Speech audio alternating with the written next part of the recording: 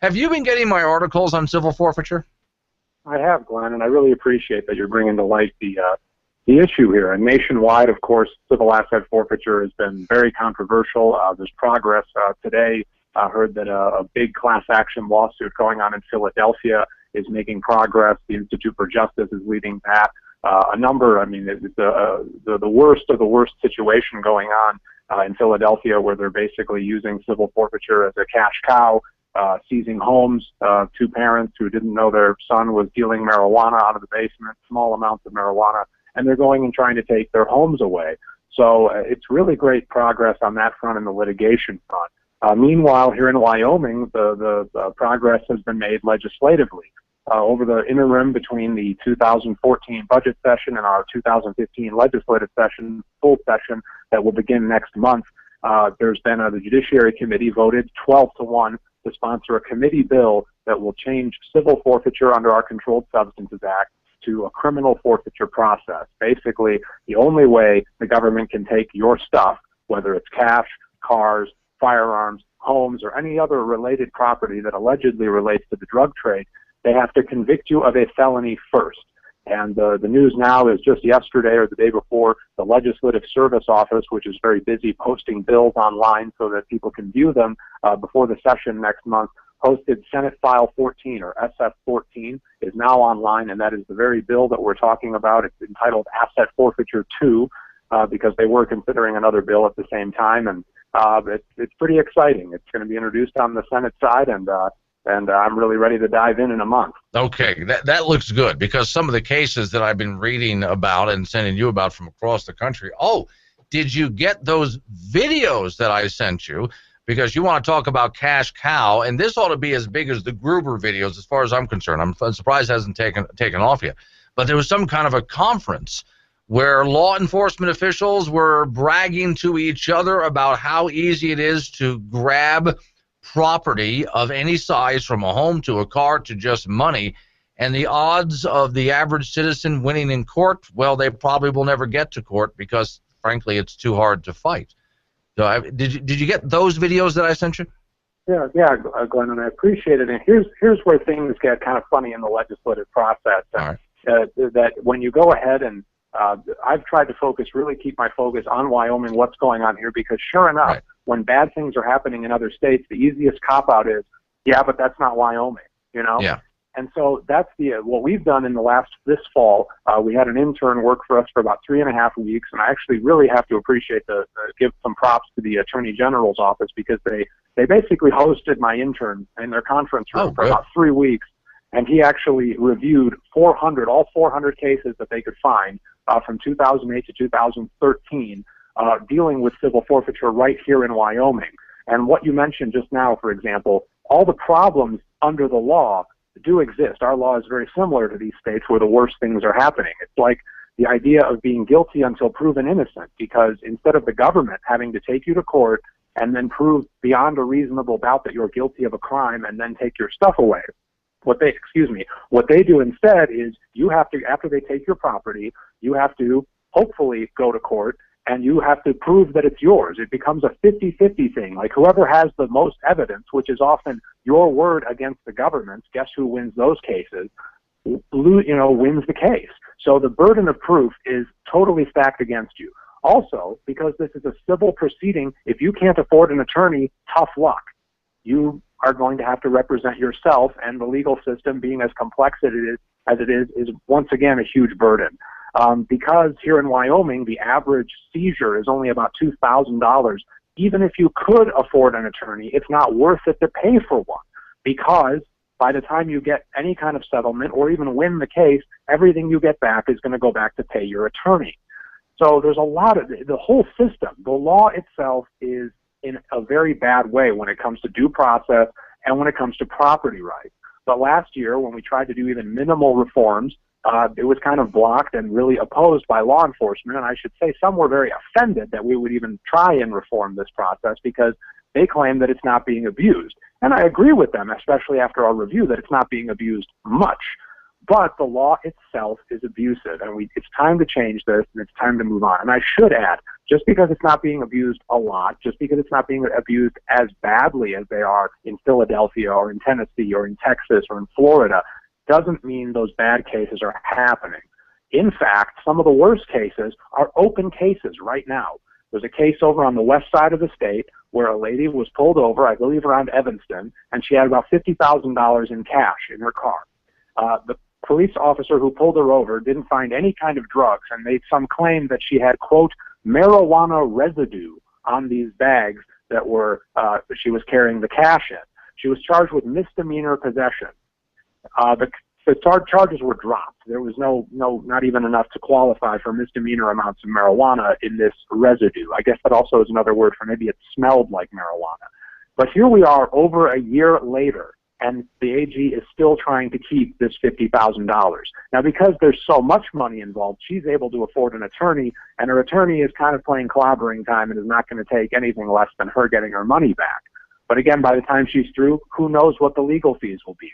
$5,000, $10,000 could easily happen. And when the government loses, they're not obligated to pay in cases like this. What I worry about here is that she has to pay her legal fees, and they don't have to pay the legal fees. But also, I mean, not only should they have to pay her legal fees, but interest on the money as it's been sitting there all that time. She could have been earning interest. So they're not obligated to this? No, they're not. And in fact, what's interesting is you have some judges, here in Wyoming, one in particular, and in other states we're seeing judges become far more, you could say, activist in really slapping down the government when cases like this go wrong. There's a great example of a case in Nebraska, another situation, a lady driving across the country had $1 million in cash in her car, and this became a federal case. And she was an exotic dancer who had saved up her tips from time immemorial. Wow, she must have been good.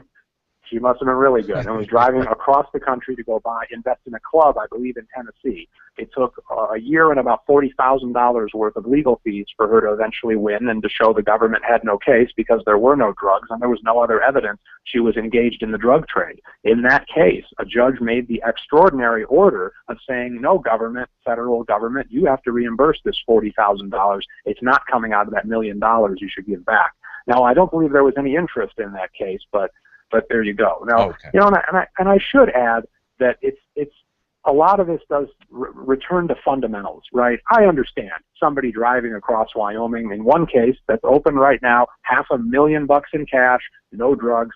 I admit there's something suspicious about that. I don't knock the police for being suspicious about this, but there's no crime against carrying large amounts of cash. You need to do you want to bust people who are engaged in the drug trade, and you know what? Smart drug dealers will keep the cash and the drugs separate. I get that too. But do you want to go after drug dealers? You really have to build those cases. And if it's difficult, well, so be it. We can't have these situations where just because the police are suspicious or even legitimately suspicious behavior is going on, that we're suddenly going to put Americans in the position of having to prove their innocence over the presumption of them being guilty. Okay, now I'm not an attorney and I refuse to play one on the radio, but I'm talking to one, so maybe you can help me out here. Because from my understanding of this is they don't charge you with a crime, or in the case of this exotic dancer, they didn't charge her. Instead, they charge her money. So it is the federal government versus her money with a crime. Is that how they're phrasing this? Correct, and that's how they do it in the state too. It's called in rem. They're going after the property itself, not after the person. But again, where it gets, I mean, to say that when you, Glenn, have $10,000 on you, or $5,000, or however much money, I don't think in real life you and I consider our property to be this wholly separate thing that has nothing to do with us. Right. Okay, so my next question, I was like, I'm not an attorney here, but I want to know is, if they're going to accuse my $1 million of a crime, then don't I have the right to, my $1 million have the right to face its accusers and get up there on the stand and testify? And if my $1 million can't, then how do you charge my $1 million with a crime? I'm really confused about that.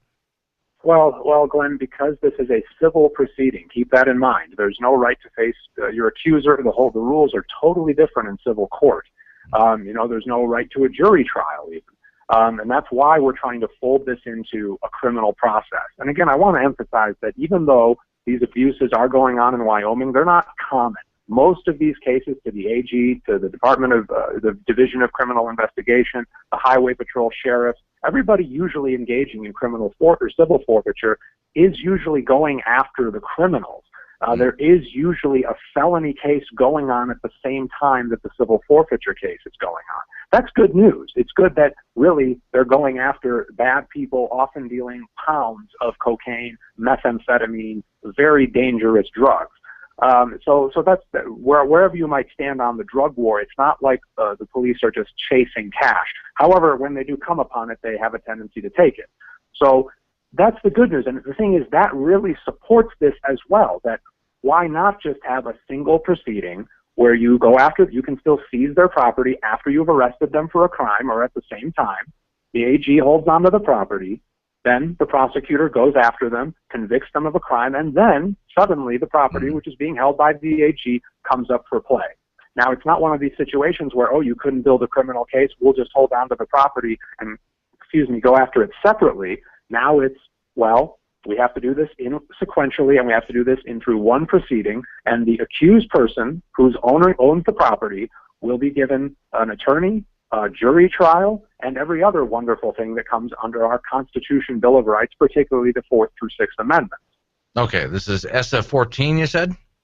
Senate File 14, and because Okay. it's being introduced on the Senate side, I would certainly ask anyone listening who's interested in this topic and supports reform in Wyoming in particular, call your senator. And I really believe the Senate is a whole different animal from the House. It's a more deliberative body. It kind of retains that certain aristocratic element we don't like to talk about, but I think they're more. I think there certainly could be a more uphill battle on the Senate side than there would be on the House side. So it's nice to have the tough part first. But anyone who supports this, please do make your opinions known to your senators. Well, what do you think support looks like for that Senate file in the Senate? Start there. Well, it's been the interim has been pretty good so far, Glenn. I think that we're in having a 12-to-1 vote. I believe it was unanimous on the Senate side. There's only been one change in the Senate Judiciary Committee. Bruce Burns has stepped off the committee, and Senator Michael von Flatern has joined.